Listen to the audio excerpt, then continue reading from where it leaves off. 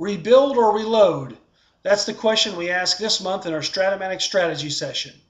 As we get to the end of your playing season, you have to start deciding what your team's going to look like next year. Should you reload and go for it again, or rebuild and try to get better for the long term? Well, the first thing is be careful because there's still a lot of games to be played. Over a third of the season remains, so don't judge your teams too soon. Make sure you're looking out for the long term to begin with, and make sure that you make a good decision right now. Secondly is you always need to go for it if you've got a good team.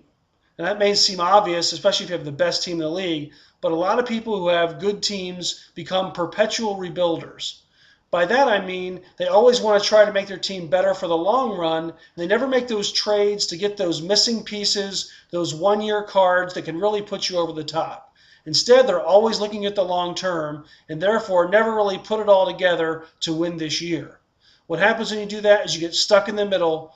You're mired in mediocrity because you never really make the playoffs. You never really go for that title, and you don't really get good draft picks because you're always pretty good, but not at the top of your league.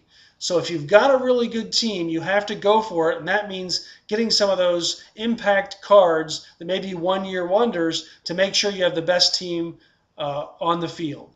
If you can play 600 or better ball or in the top 25% of your league, you need to go for it for some other reasons. First of all, you can't go for it every year, right? Only certain years do your pitchers, hitters align with your good fielding ratings and a good balanced lineup.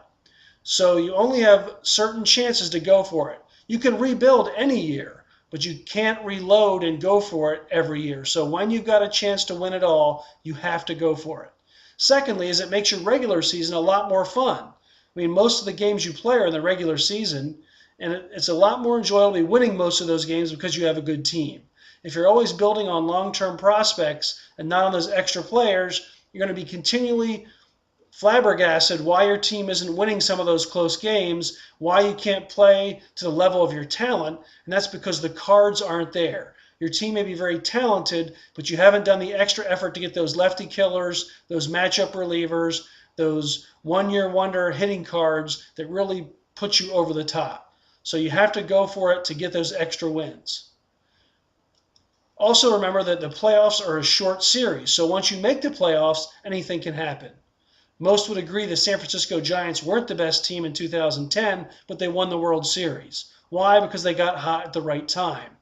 We've all seen Stratomatic teams get upset by worse teams in a short series. First of all, you have a lot more luck involved. Secondly, some teams are just better in a short series because they may have a couple stud starters or a really deep bullpen that if you get an early lead, the game is really shortened. There's all kinds of things that can happen to make a team a better playoff team than a regular season team.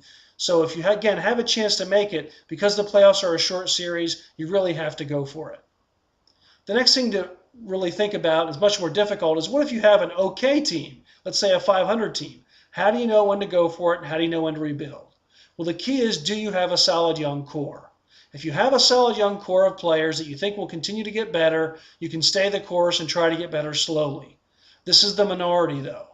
Again, there's only certain years you can go for it all, and you can rebuild any time. This is the time you want to rebuild if you have a 500 team. It does you no good to be in the middle of the pack. You'll be mired in mediocrity because you've got no playoff chance, no great draft picks. Each year you got this 500 team, you fall in love with your players, and most of us tend to have a natural tendency to overrate our players a little bit. And if you do that, you're going to be stuck in the middle for a long time. On our next Stratomatic strategy session, I'm going to tell you exactly how to rebuild your team. It may be a little stronger and more controversial than you're used to, but it really works best to rebuild your team in the shortest amount of time. And hopefully it'll turn your thinking of Stratomatic team building upside down. For Stratomatic, I'm Matt Beagle with your strategy session of the month.